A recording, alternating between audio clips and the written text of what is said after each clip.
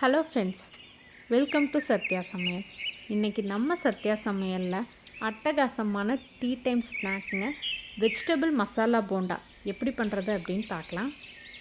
வாங்க இப்போ நம்ம வீடியோவுக்கு போகலாம். நான் காய்கறி எல்லாமே கட் பண்ணி வச்சுட்டேன். மசாலா பொடி எல்லாமே எடுத்துட்டேன். இப்போ நம்ம தாளிப்பு பண்ணுறதை பார்க்கலாங்க. கடாயில் 1 ஸ்பூன் அளவுக்கு எண்ணெய் சேர்த்துக்கலாம். எண்ணெய் காஞ்சதுக்கப்புறமா ஒரு பெரிய வெங்காயத்தை பொடியாக கட் பண்ணி சேர்த்துக்கலாம். வெங்காயம் நிறம் மாறணும்னு இல்லை, லேசாக அதனுடைய பச்சை வாசனை நீங்கினா போதும். இது கூடவே ஒரு பச்சை மிளகாவை பொடியாக கட் பண்ணி சேர்த்துருக்கேன். குழந்தைங்க சாப்பிடுவாங்க அப்படின்னா பச்சை மிளகாய் சேர்க்க வேண்டாம். லேசாக வதங்கினதுக்கப்புறமா 1/2 ஸ்பூன் அளவுக்கு இஞ்சி பூண்டு விழுது சேர்த்துக்கலாம். இஞ்சி பூண்டனுடைய பச்சை வாசனை நீங்கினதுக்கப்புறமா 1 டேபிள் ஸ்பூன் அளவுக்கு உடச்ச முந்திரி பருப்பு சேர்த்துக்கலாம். இது கூடவே 1/2 ஸ்பூன் அளவுக்கு கரம் மசாலா, காரத்தேவைக்கு தகுந்த அளவுக்கு தனி மிளகாத்தூள் சேர்த்துக்கலாம். மசாலா பொடியினுடைய பச்சை வாசனை நீங்கிறதுக்காக ஒரு 2 நிமிஷம் வதக்கி விட்டுக்கலாம். இப்போ நம்ம எடுத்து வச்சுருக்க காய்கறி சேர்த்துக்கலாம். நான் இன்றைக்கி கேரட், பீன்ஸ், ஸ்வீட் கார்ன், பட்டாணி சேர்த்துருக்கேன். உங்களுக்கு விருப்பமான காய்கறிகள் நீங்கள் சேர்த்துக்கலாம்.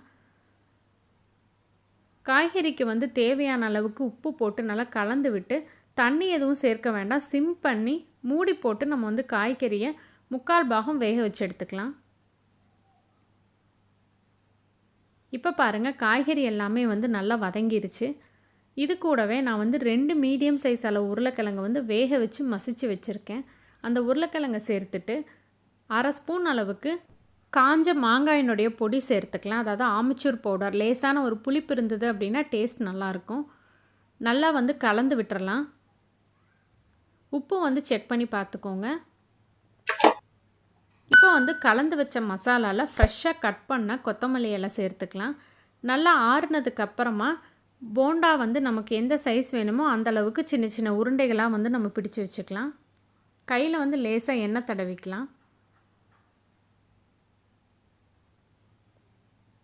சூப்பராக நம்முடைய மசாலா ரெடி ஆயிடுச்சு. இதுக்கப்புறமா நம்ம போண்டாவுக்கு மேல் மாவு பண்ணிடலாம். மேல் மாவுக்கு 1 கப் அளவுக்கு கடலை மாவு எடுத்துக்கலாம். அதே கப்பில் 1/4 கப் அளவுக்கு அரிசி மாவு, கொஞ்சமாக மஞ்சள் தூள், கொஞ்சமாக தனி மிளகாய்த்தூள், 1/4 ஸ்பூன் அளவுக்கு ஓமம், 1/4 ஸ்பூன் அளவுக்கு பெருங்காயத்தூள், உப்பு, தேவையான அளவுக்கு தண்ணி சேர்த்து நம்ம போண்டா மாவு பதத்துக்கு கரைச்சி எடுத்துக்கலாம். ரொம்ப நீர்க்கவும் இல்லாமல் ரொம்ப திக்காகவும் இல்லாமல் கரைச்சி எடுத்துக்கலாம். இப்போ ஒவ்வொரு உருண்டைகளாக நம்ம இந்த மாவில் டிப் பண்ணி பொரித்து எடுக்கலாம். முதல்ல ஒரு போண்டா மட்டும் போட்டு பார்க்கலாம். எண்ணெய் குடிக்காமல் சரியாக இருந்தது அப்படின்னா அடுத்தடுத்து எல்லாமே போட்டுக்கலாம். இந்த மாவுக்கு பதிலாக நம்ம கடையில் இருக்கக்கூடிய ரெடி மிக்ஸ் பஜ்ஜி மாவு கூட போட்டுக்கலாம். அதுவும் நல்லாயிருக்கும். இப்போ பொரித்து எடுத்துடலாம்.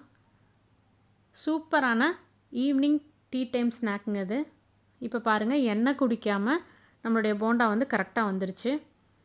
இதே மாதிரி எல்லா போண்டாவும் நம்ம பொரிச்சு எடுத்துக்கலாம். ஓமம் சேர்த்துருக்கிறதுனால அந்த மேல் மாவுனுடைய ஃப்ளேவர் ரொம்பவே நல்லாயிருக்கும். சூப்பரான இந்த போண்டா கூட மசாலா டீ எப்படி பண்ணுறது, தந்தூரி டீ எப்படி பண்ணுறதுங்கிற ரெசிபி எல்லாமே நம்ம சேனலில் இருக்குது. லிங்க் நான் டிஸ்கிரிப்ஷன் பாக்ஸில் கொடுக்குறேன், செக் பண்ணி பாருங்கள். மசாலா டீ அதோடு இந்த போண்டாவும் வச்சு என்ஜாய் பண்ணுங்கள். ரெசிபி உங்களுக்கு பிடிச்சிருந்தா மறக்காமல் உங்கள் ஃப்ரெண்ட்ஸ் எல்லாத்துக்கும் ஷேர் பண்ணுங்கள். லைக் பண்ணுங்கள், கமெண்ட் பண்ணுங்கள். நம்ம சேனலை சப்ஸ்கிரைப் பண்ணுங்கள். சுவையாக இருந்திட சுவைத்து பாருங்கள். தேங்க்யூ.